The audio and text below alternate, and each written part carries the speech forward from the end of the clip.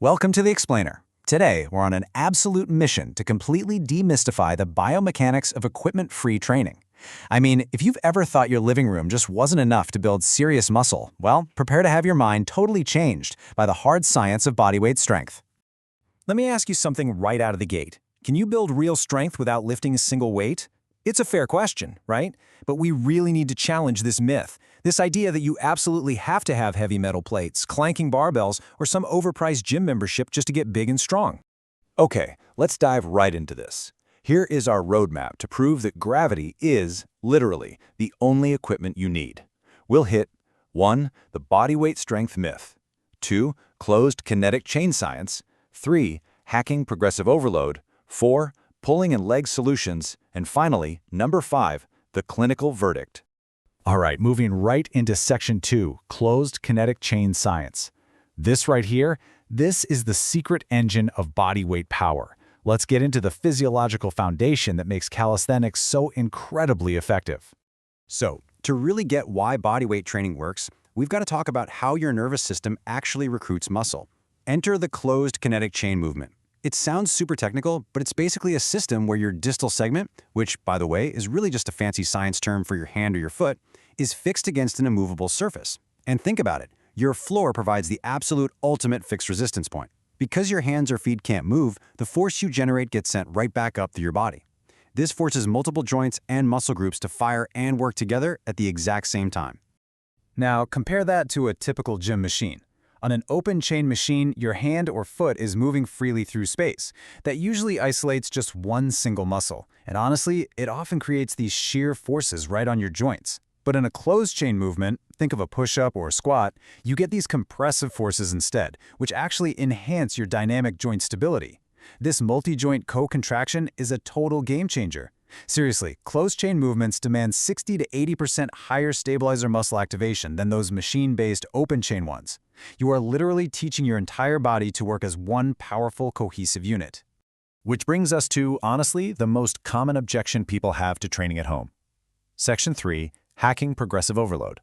The big question is, how do we force our muscles to adapt and grow when we can't just reach over and grab a heavier dumbbell? Well, the answer comes down to pure physics. As the research points out, progressive overload in calisthenics is achieved through altering mechanical leverage and modifying your body's center of mass relative to the pivot joint.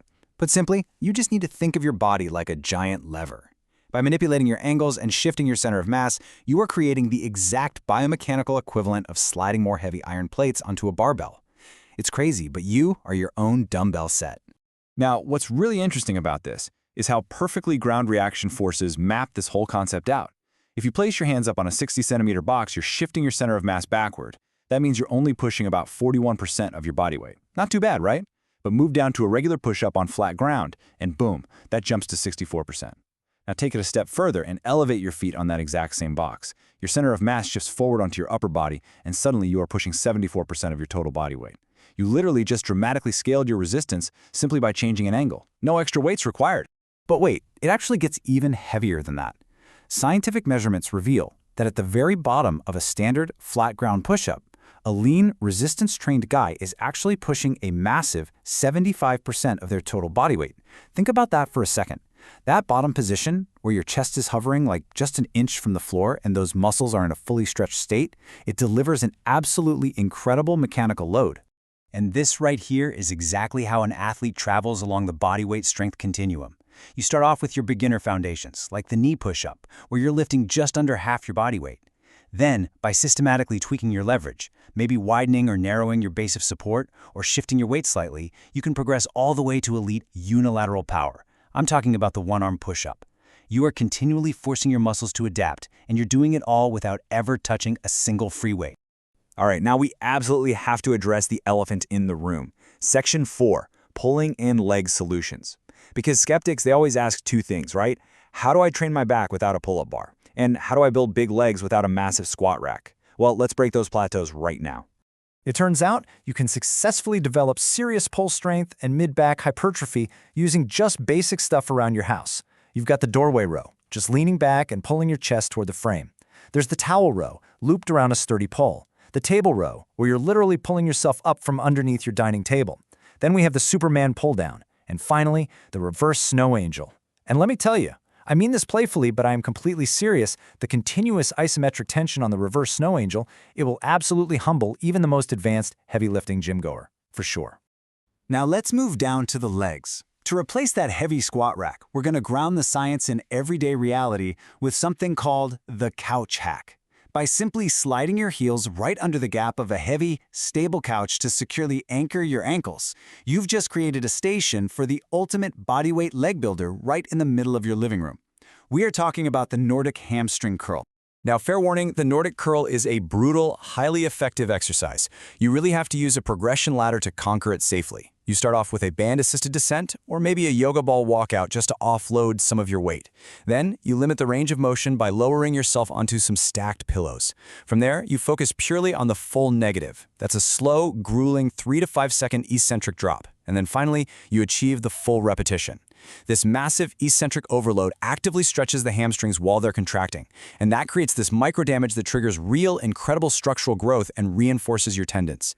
And this brilliantly illustrates the other side of the leg equation, the reverse Nordic curl.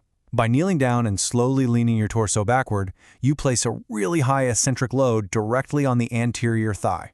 See, because the rectus femoris muscle crosses both the hip and the knee, holding your hips in extension while bending your knees, it stretches those muscle fibers under extreme tension. And the result? You get longer, much stronger quads that produce way more force and are highly, highly resistant to injury. So the biomechanics totally makes sense on paper. But what actually happens in the real world? Section 5, the clinical verdict. Let's look at the hard clinical outcomes that prove these methods actually work when put to the test. 51%, that is a massive number. Implementing the Nordic hamstring curl, again, that exact same exercise you can literally do under your couch, has been clinically shown to reduce hamstring injuries by up to 51%.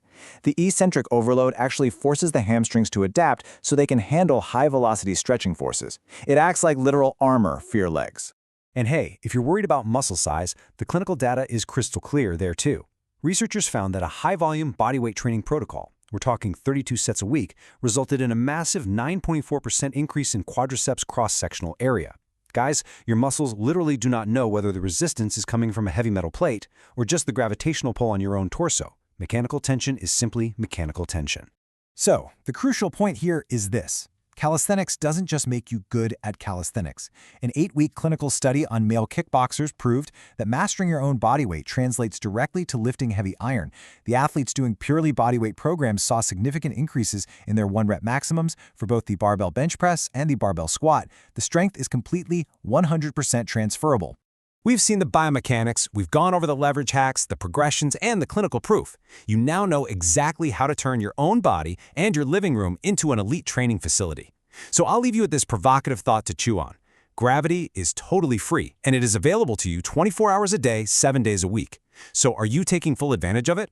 It's time to stop making excuses about gym access, put these biomechanical principles to work, and start building some real strength today.